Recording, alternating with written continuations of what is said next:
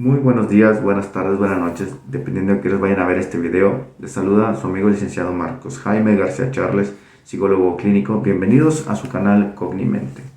Bueno, aquí andamos con nuestro cubrebocas, todavía siguiendo las medidas protocolarias de higiene. Estoy aquí en mi oficina de la clínica y bueno, les traigo un tema del cual les quiero hablar. No quiero pasarme más de 10-12 minutos. Es un tema que aparenta ser sencillo, pero a la vez es complejo, como siempre lo menciono en muchos de los videos que he tenido la oportunidad de grabar. Y bueno, vamos a hablar sobre las emociones y los sentimientos desde el enfoque de la neurobiología y la neuropsicología, ¿no? Es un tema bastante coloquial, informal, que a veces utilizamos de la vida cotidiana. Hablamos sobre emociones, hablamos de sentimientos y generalmente tenemos una idea de más o menos de lo que son.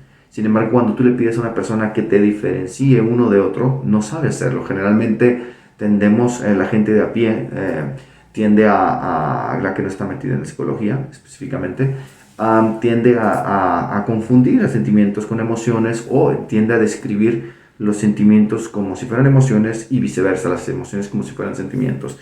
Entonces, si cuando quieres hacer una distinción entre una cosa u otra, no sabemos. Para nosotros en psicología sí es importante saberlo, igual también para toda la gente en general, que sepan a qué se refiere con los sentimientos y las emociones y sobre todo su papel fundamental dentro de nuestra biología, dentro de la evolución.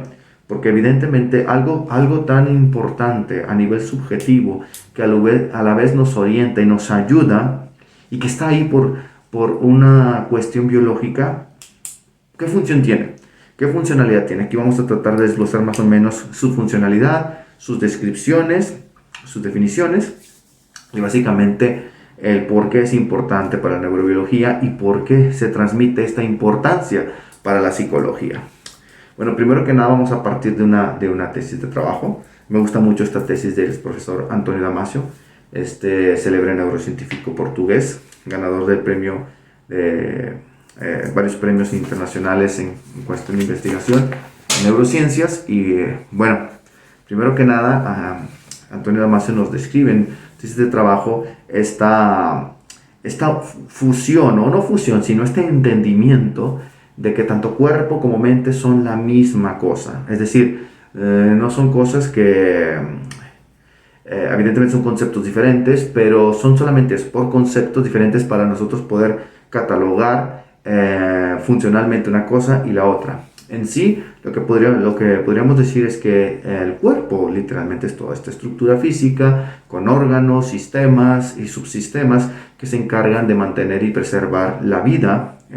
Trabajan para la homeostasis. ¿La homeostasis qué es? Bueno, son estos procesos de regulación biológica que tratan de mantener el estado de equilibrio para la preservación de la vida de un organismo. Sin homeostasis no hay vida.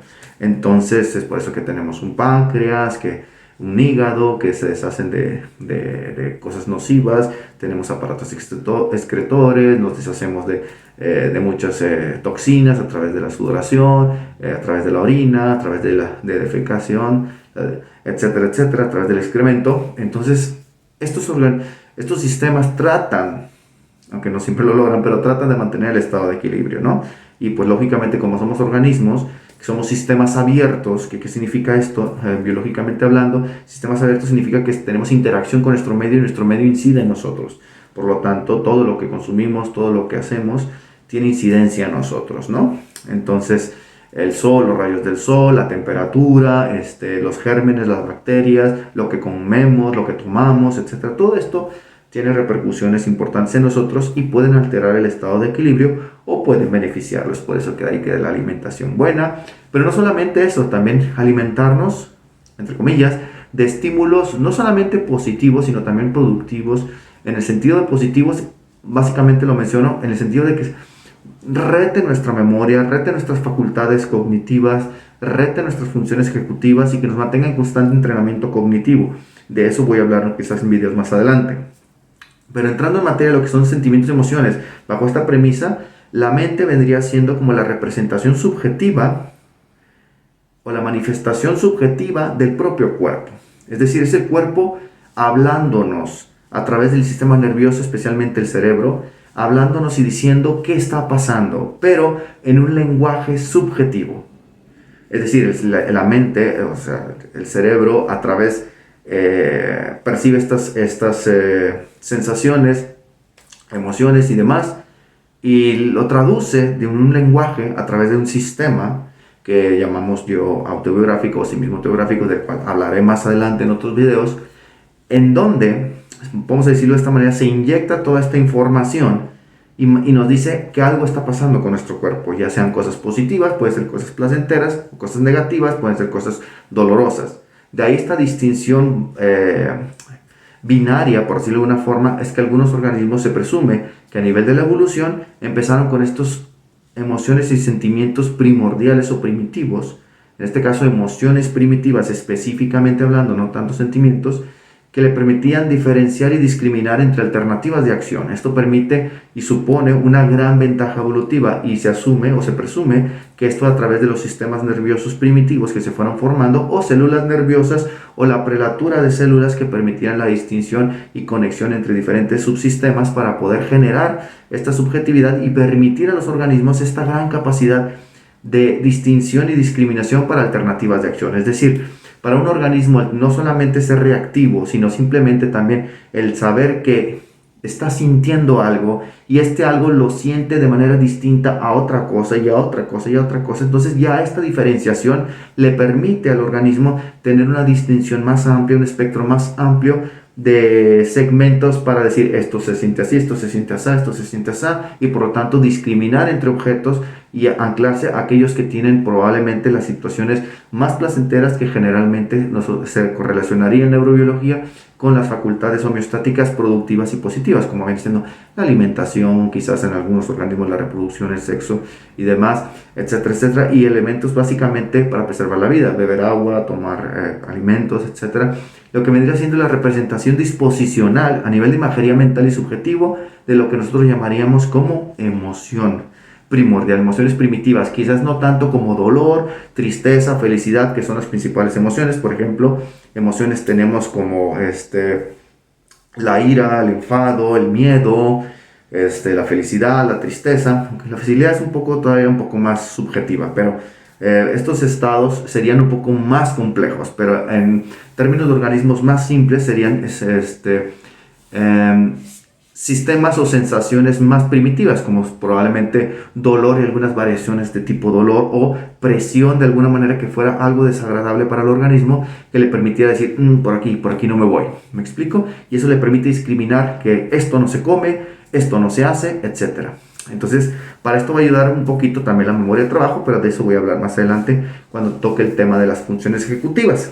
Ahora, aquí tenemos una explicación bastante simple, entre comillas, o profunda, evolutiva, neurobiológicamente evolutiva, de lo que vendría siendo el papel de las emociones. Es decir, las emociones, en términos de definición, las emociones, me gusta mucho esta definición de Antonio Damasio, que son los programas de acción razonablemente complejos, detonados por un objeto identificable o un evento, un estímulo emocionalmente competente. Es decir, las emociones vienen siendo como fuerzas motivadoras que nos hacen responder de manera biológica, de manera casi intuitiva o demasiado instantánea o casi instantánea ante una situación particular y generalmente son inconscientes. Es decir, no las pensamos, no las reflexionamos como para decir voy a sentir esto, voy a sentir dolor en este momento.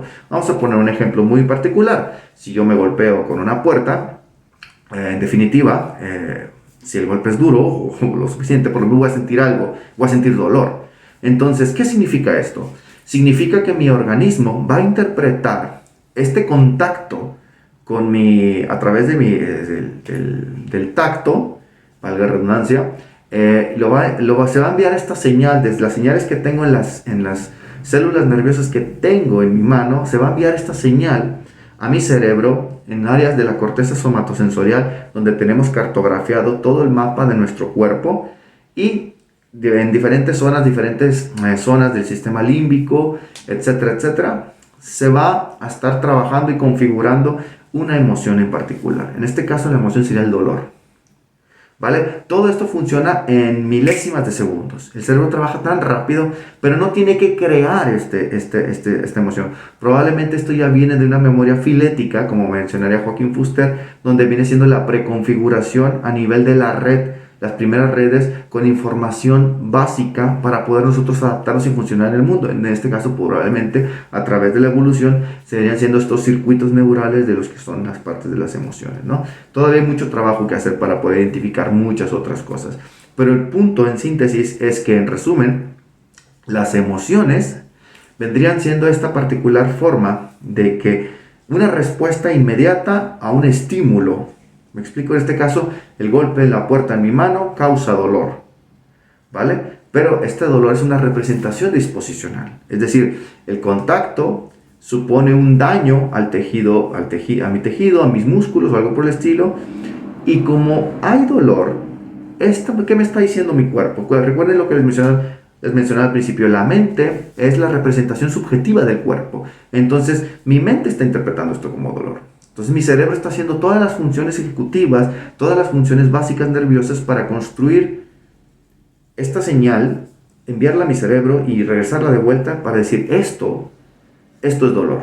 Esto es dolor. ¿Por qué dolor? ¿Por qué? Porque no es agradable, porque me permite discriminar, tener una reacción de respuesta, es decir, no sé, untarme alguna pomada, sobarme, ponerme algún vendaje, ir al médico, dependiendo de la calidad del daño. También la intensidad del dolor probablemente podría presuponer un incremento en el daño, por lo cual tenemos que hacer algo al respecto. Y eso es lo que va a codificar o a identificar qué es lo que nosotros debemos hacer al respecto, según en función del daño. Según en función del daño, probablemente es lo elevado del dolor. Después ya podemos entrar en temas del umbral de dolor, etcétera, pero eso ya se va a extender demasiado el video. De por sí se está extendiendo demasiado. Creo que me va a llevar alrededor de 20 minutos explicar todo esto.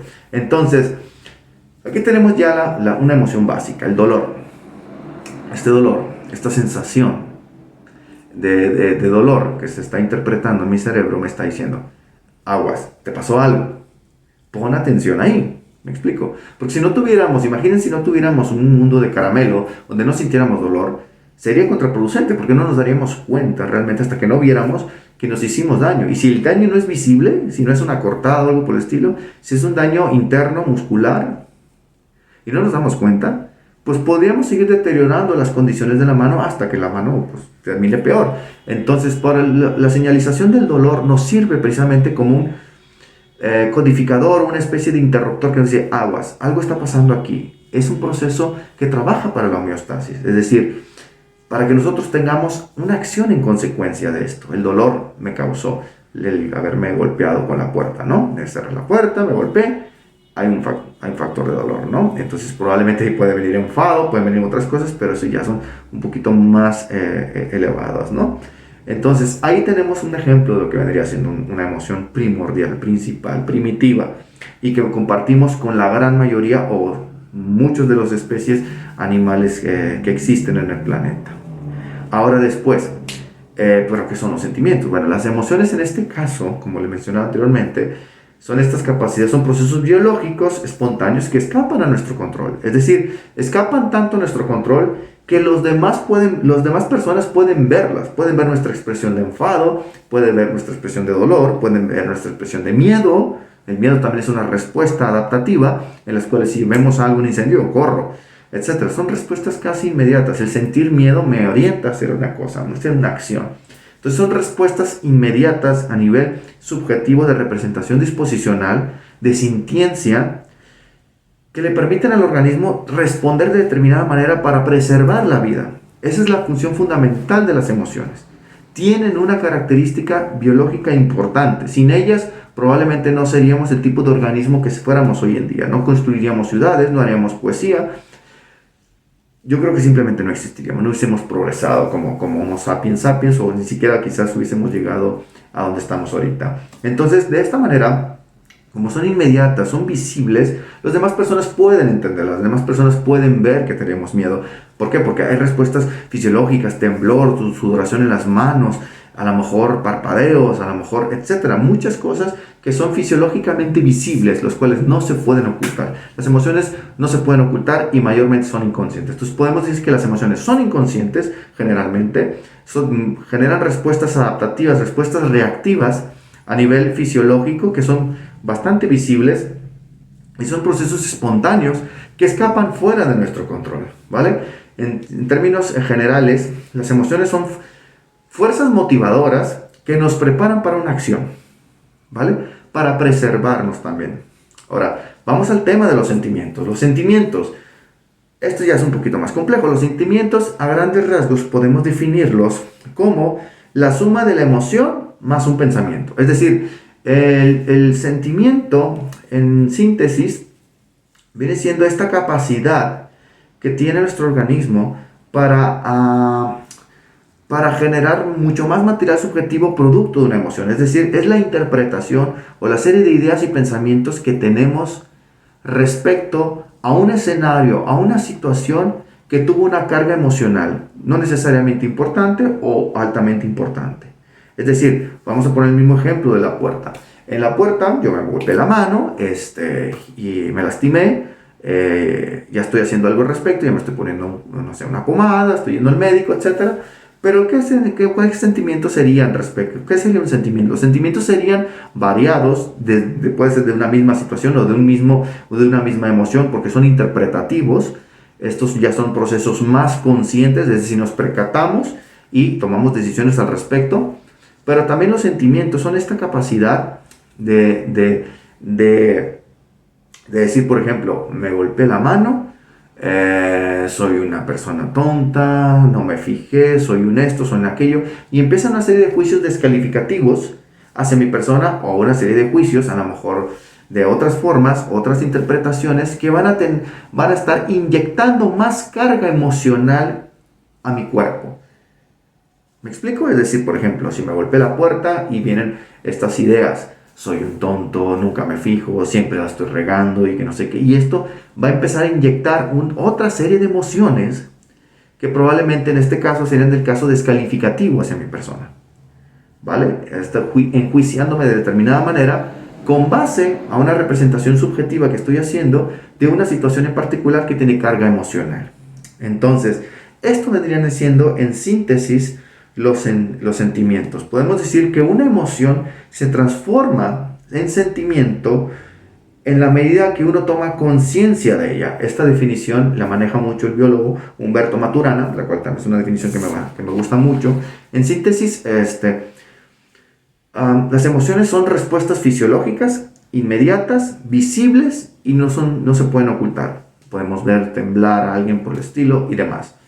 Los sentimientos no son tan visibles, son conscientes de tal manera que podemos inhibirlos, controlarlos. Generalmente buscamos el control de estos sentimientos, no buscamos que se desborden, y por la misma razón no son visibles o no son fácilmente visibles desde la visión de otras personas. Es decir, las otras personas no pueden adivinar qué sentimientos estoy teniendo en determinado momento por una situación en particular, hasta que no lo hablamos. Es por eso que vamos con un psicólogo, porque tenemos altas cargas emocionales. Estas cargas emocionales vienen derivando probablemente de un descontrol o un conjunto de sentimientos, los cuales, como ya mencioné anteriormente, son una serie de ideas y pensamientos que que representan o interpretan situaciones que tuvieron una carga emocional importante o quizás no tan importante, pero que genera una idea, un pensamiento, una idea sobre una situación particular que tiene eventos emocionales. Es un sentimiento.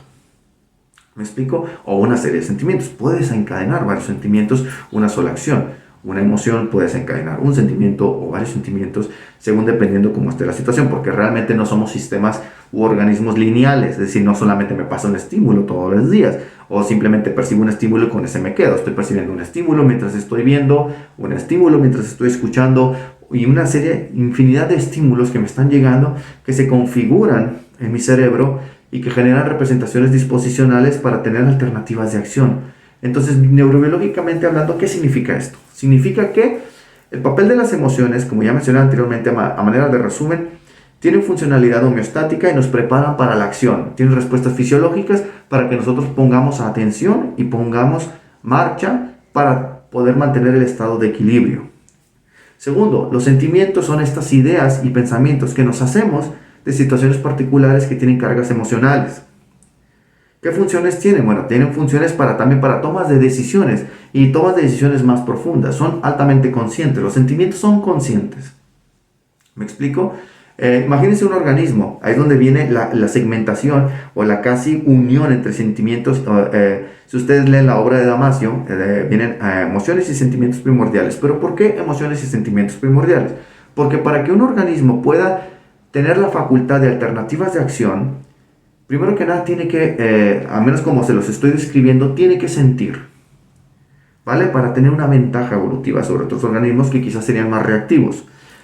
Y no tan sintientes, al menos no en el mismo grado que otros organismos como les estoy describiendo.